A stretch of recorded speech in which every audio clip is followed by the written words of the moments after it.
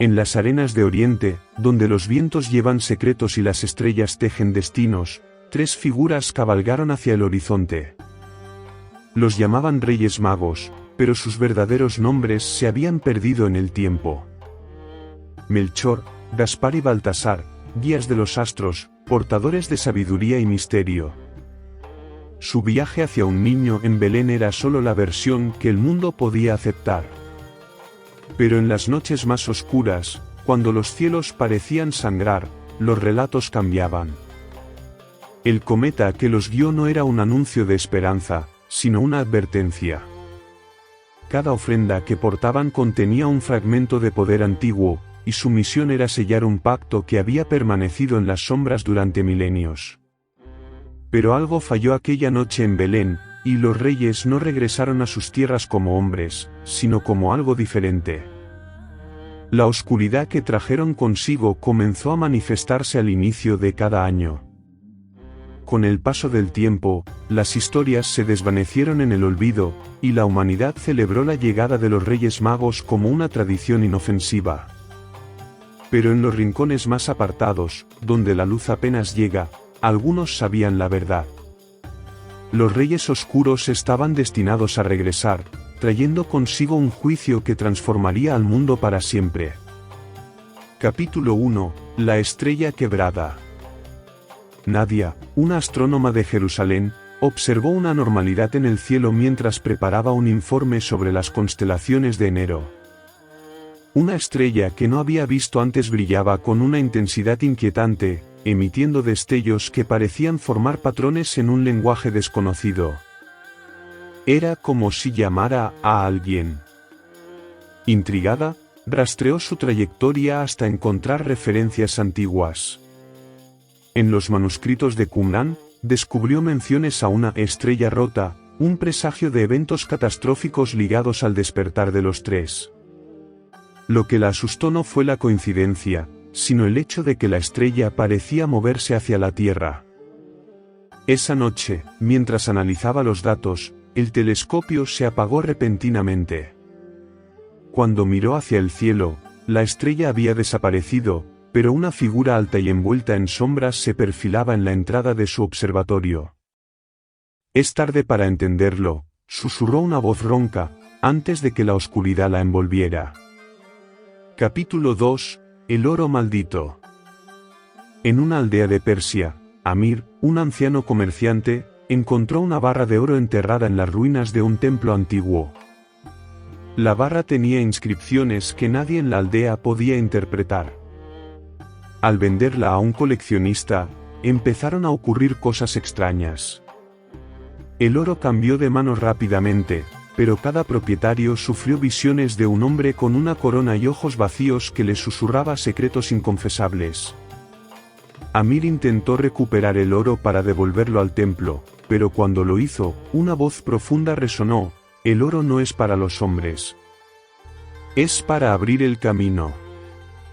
Esa noche, la aldea fue consumida por un incendio inexplicable, y Amir desapareció sin dejar rastro.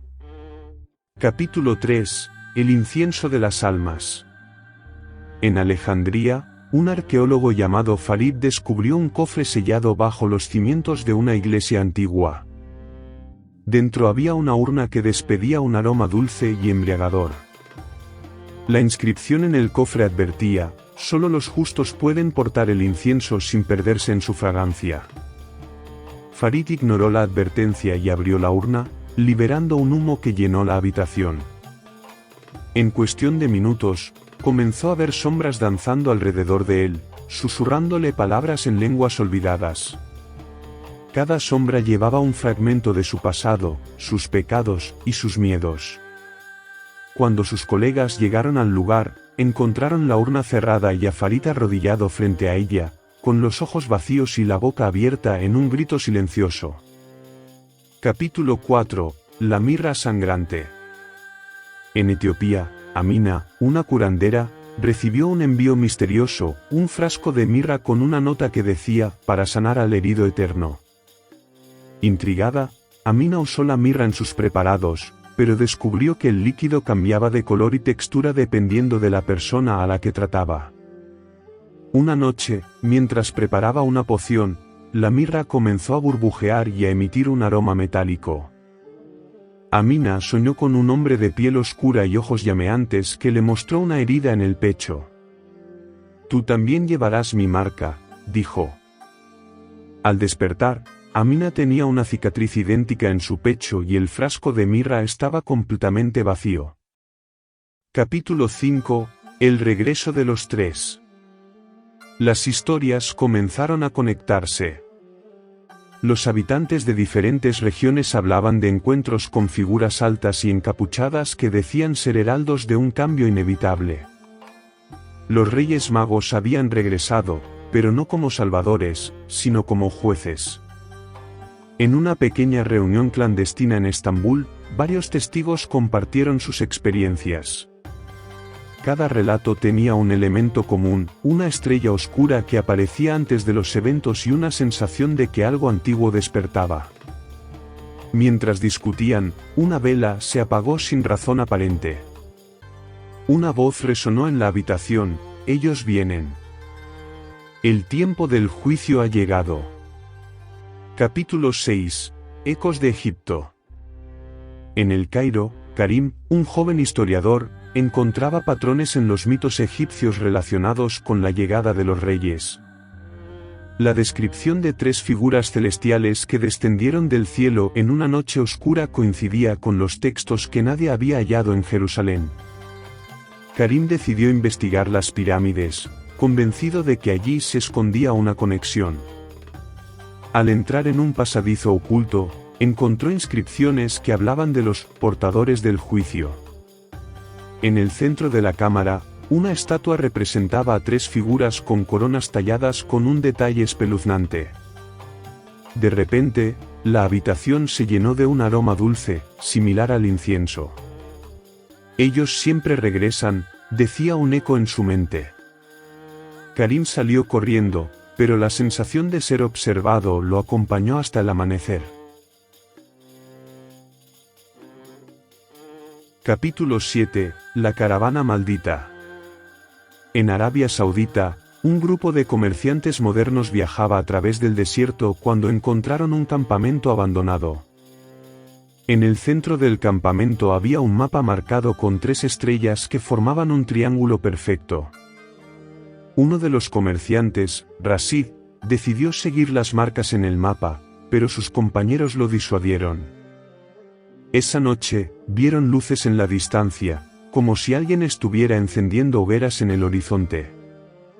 Rashid, curioso, fue a investigar, pero no regresó. A la mañana siguiente, encontraron su camello sin jinete y en el suelo, las palabras «El oro abrirá el camino» grabadas en la arena. Capítulo 8. La melodía de la condena. En Viena, Ilis, una violinista talentosa, encontró una partitura incompleta escondida en un antiguo violín que había comprado en una subasta. Las notas iniciales producían una melodía hipnótica que parecía resonar en las paredes de su estudio. Al tocar, notó que las luces parpadeaban y sombras bailaban al ritmo de la música. Pronto, Ilis comenzó a tener sueños donde 3 figuras encapuchadas la rodeaban mientras sostenían regalos brillantes que goteaban sangre negra. Cada vez que despertaba, un nuevo segmento de la partitura aparecía misteriosamente escrito en el papel. La última vez que tocó, las cuerdas del violín se rompieron de golpe, y una voz susurró: «Prepárate, pues la música traerá su llegada». Capítulo 9. El vigía silencioso. En un monasterio remoto de los Pirineos, el hermano Mateo, un monje dedicado al estudio de textos antiguos, encontró un códice que narraba la llegada de los 3 desde un punto de vista desconocido. Según el texto, los reyes no eran humanos ni divinos, sino intermediarios entre los mundos, guardianes de un secreto que la humanidad no estaba destinada a descubrir. Mientras Mateo traducía el códice, las velas en su celda se apagaron, y en la penumbra, vio una figura con un rostro dorado que le miraba desde la puerta. «Ellos no pueden ser detenidos», murmuró la figura antes de desaparecer. Mateo intentó advertir al abad, pero esa misma noche, el códice desapareció, dejando tras de sí solo cenizas. Capítulo 10. Las cenizas del pacto. En una aldea de Transilvania, donde las leyendas de criaturas sobrenaturales son comunes, Sorin, un joven campesino, encontró un relicario enterrado en el bosque. El objeto, de oro negro, contenía dentro una nota con palabras que se desintegraron al tocarlas. Desde ese momento, extrañas marcas comenzaron a aparecer en su piel, como si fueran mapas estelares. Los ancianos de la aldea le dijeron que había invocado una antigua maldición, y que debía devolver el relicario al lugar donde lo encontró. Pero al intentarlo, el objeto se fusionó con su carne, y las estrellas grabadas en su piel comenzaron a brillar débilmente. «Tú serás el heraldo», dijeron unas voces en su mente. Capítulo 11. La noche de las sombras. En Nueva Delhi, durante un festival local, Amara, una joven fotógrafa, captó en una imagen algo que no podía explicar: 3 figuras con coronas brillando en la multitud, aunque nadie más las había visto. Al revelar las fotos, notó que las figuras estaban más cerca en cada toma. Esa noche, su apartamento quedó completamente a oscuras. Las luces de la ciudad se apagaron por completo, y en el silencio, escuchó pasos acercándose lentamente a su puerta. Cuando finalmente volvió la electricidad, las fotos habían desaparecido, pero en su cámara había una única imagen nueva: la estrella negra brillando en un cielo rojo. Capítulo 12. El juicio del herrero. En una aldea en España, un herrero llamado Isidro fue visitado por un hombre vestido con túnicas desgastadas, quien le pidió que reparara un objeto extraño, una balanza dorada cuyas pesas estaban hechas de cristal oscuro. El hombre aseguró que era una reliquia familiar, pero la balanza emitía un calor extraño que hacía imposible tocarla sin quemarse.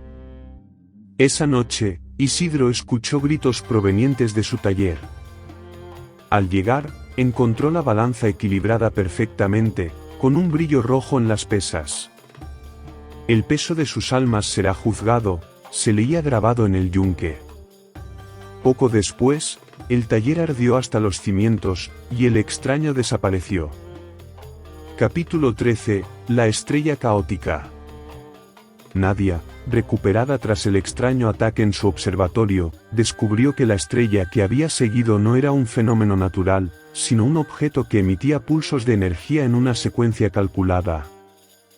Los cálculos indicaban que estaba dirigida hacia un punto específico en Arabia.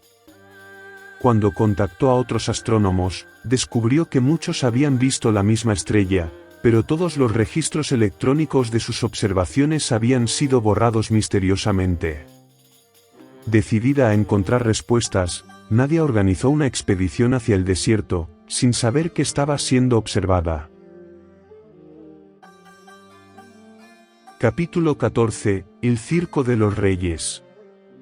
En París, un circo ambulante llamado Los Tres Heraldos comenzó a atraer multitudes con su espectáculo único: 3 artistas que parecían dominar las leyes de la física, creando ilusiones tan reales que desafiaban la lógica. Cada noche, el espectáculo terminaba con la aparición de una estrella negra proyectada en el cielo. Claire, una periodista, intentó entrevistar a los dueños del circo, pero descubrió que ninguno de los trabajadores recordaba cómo habían llegado allí ni cuánto tiempo llevaban con el espectáculo. Una noche, mientras Claire investigaba detrás del escenario, escuchó un susurro: «Es solo un ensayo.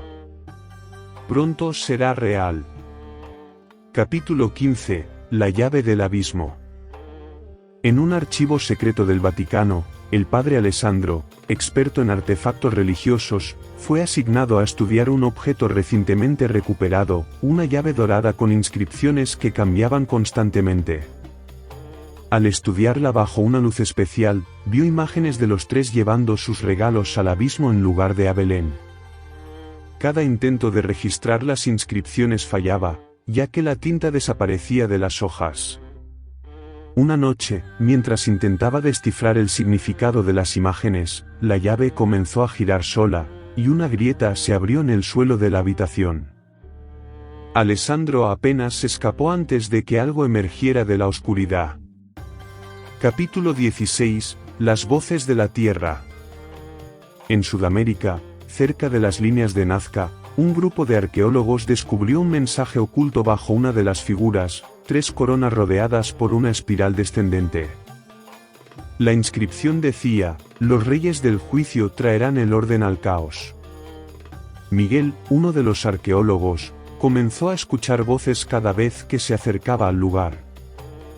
Estas le advertían que los reyes no venían a salvar, sino a reclamar lo que les pertenecía. Esa noche, un terremoto sacudió el lugar, y Miguel desapareció, dejando solo su libreta con dibujos de las coronas. Capítulo final: el trono de los reyes.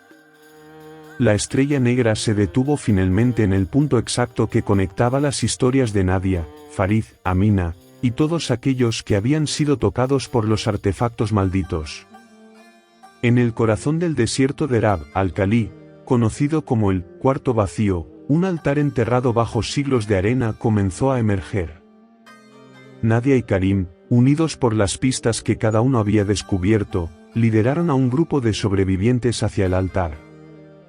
Cada uno de ellos llevaba consigo un objeto: el oro, el incienso y la mirra. Las reliquias, que habían causado tanto sufrimiento, parecían vibrar al unísono, respondiendo a la llamada de algo inmensamente antiguo.